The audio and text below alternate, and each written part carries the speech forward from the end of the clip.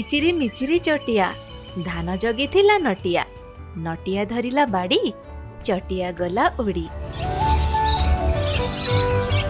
এই ଧାଡ଼ିଟି ଶୁଣିଲେ ଆଜି ବି ପିଲାଦିନର ସେଇ ମଧୁର ସ୍ମୃତି ଆଖି ଆଗରେ ନାଚି ଉଠେ। ମା କାଖେଇ କରି ଖୁଆଇବା ବେଳେ ଚଟିଆ ଖାଇଦେବ ବୋଲି କହି ଯେଉଁ ଡର ଡରାଉଥିଲେ, ସେତେବେଳେ କିଏ ଜାଣିଥିଲା ଦିନେ ସତରେ ଏଇ କୁନି ଚଢ଼େଇଟି ଆମ ଜୀବନରୁ ସବୁଦିନ ପାଇଁ ଉଡ଼ିଯିବ ବୋଲି।